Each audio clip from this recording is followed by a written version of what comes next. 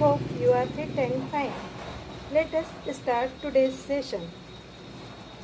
पिछले वीडियो में हमने देखा था कि सफलता हासिल करने के लिए हमें क्या करना होगा। तो जो विषय हम 11th में लेने वाले हैं उन विषयों को हमें अच्छी तरह से समझना होगा। अब ये विषय हम किस तरह से समझेंगे? इन सभी विषयों को हमको ऐसी भाषा में समझना होगा जो हमें अच्छी तरह से आती है। तो उसमें सबसे अच्छी भाषा जो हम सभी को आती है वह है हिंदी भाषा, क्योंकि हम 11th-12th में जो विषय पढ़ने वाले हैं उसके बेसिक्स क्लियर करने होते हैं। तो ये बेसिक्स क्लियर करने के लिए हिंदी भाषा बहुत ही सबसे लोकप्रिय भाषा और सबको आसानी से समझने वाली भाषा होती है। तो बेसिक्स क्लियर करने के लिए हमें हिंदी माध्यम से 11th-12th में हमें पढ़ना चाहिए, क्योंकि बेसिक्स क्लियर करना यह बहुत ही अत्यंत आवश्यक होता है। किसी भी विषय को समझने के लिए उसके जो बेसिक्स होते हैं वह हमें 11th और 12th में ही क्लियर किए जाते हैं। तो बेसिक्स क्लियर करने के लिए हमें हिंदी भाषा का सहारा लेना पड़ता है। तो क्यों ना हम 11th-12th से हिंदी माध्यम लेकर पढ़ाई करें और उसके बेसिक्स क्लियर करें, और आगे जाकर फर्स्ट ईयर से हम इंग्लिश माध्यम लेकर मेहनत करके इंग्लिश अच्छी तरह सीखकर इन 2 वर्षों में हम आगे बढ़ सकते हैं पूरी मेहनत के साथ। क्योंकि हमें किसी भी सब्जेक्ट के जो बेसिक्स होते हैं उसको समझने के लिए किसी पर निर्भर नहीं रहना पड़ेगा। तो इसके लिए हमें हिंदी भाषा के द्वारा हमें हमारे बेसिक्स क्लियर करने में मदद होगी। ये 2 वर्ष जो हमारे जीवन में होते हैं ये बहुत ही महत्वपूर्ण होते हैं, 11th और 12th। इन 2 वर्षों में हमें अपनी इंग्लिश अच्छी तरह से सुधार लेनी चाहिए और हमने जो विषय लिए हैं उनके बेसिक्स अच्छे से क्लियर कर लेने चाहिए। इन 2 वर्षों में हम जो कुछ पढ़ते हैं वह हमें आगे के लाइफ में या आगे की पढ़ाई में एक पूंजी का कार्य करते हैं, अर्थात एक जीवन की धरोहर के रूप में ही वह होते हैं, क्योंकि इन 2 वर्षों में हम जो पढ़ते हैं वह हमें अच्छी तरह से याद रहता है। तो आइए देखते हैं सफलता का दूसरा पहलू।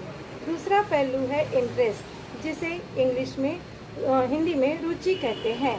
तो रुचि हमें कैसे निर्माण होती है किसी भी विषय में, या तो हम सभी जानते हैं जो विषय हमको समझना शुरू हम करते हैं वह समझने लगता है, तो फिर हमें वह उसमें रुचि निर्माण होती है और फिर हम उसमें धीरे धीरे और अच्छे से पढ़ना शुरू करते हैं, पूरी ध्यान लगाकर उसमें अध्ययन करते हैं, तो इंटरेस्ट हमें उसमें बना रहता है। अब इसके बाद में तीसरा पहलू है सफलता का, वह है डीपनेस।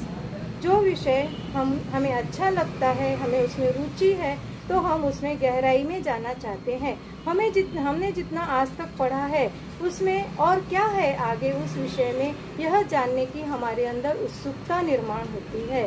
तो यह उत्सुकता निर्माण होने के बाद हम नेचुरली उस विषय को गहराई से पढ़ना शुरू करते हैं।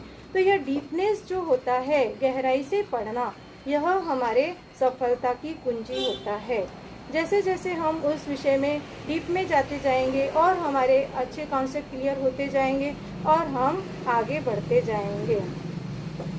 तो यह जो 10th के बाद में हम अगर कोई विषय सिलेक्ट करते हैं तो उसको अच्छे से समझ में आना जरूरी है।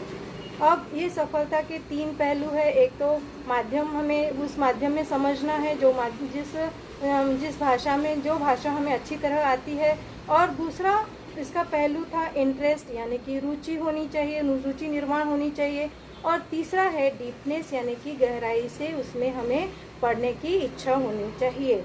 तो अब ये तीनों भी पहलू हमें सफलता की ओर ले जाते हैं। धीरे धीरे हम सफलता की ओर एक एक कदम बढ़ाते जाते हैं। अगर हमने इन तीनों बातों को अच्छी तरह से जान लिया, समझ लिया और उसके हिसाब से हमने अब तक का अध्ययन किया है। तो अब ये जो इसको मैं एक अच्छे उदाहरण के द्वारा भी आपको समझा सकती हूँ। जैसे कि यदि कोई विद्यार्थी है जिसे कि आर्ट्स एंड क्राफ्ट में रुचि है, तो वह आर्ट्स एंड क्राफ्ट के अंतर्गत कुछ नई चीज़ बना देता है जिसको कि और अन्य विद्यार्थी नहीं बना सकता है, यानी कि यह हुआ रुचि।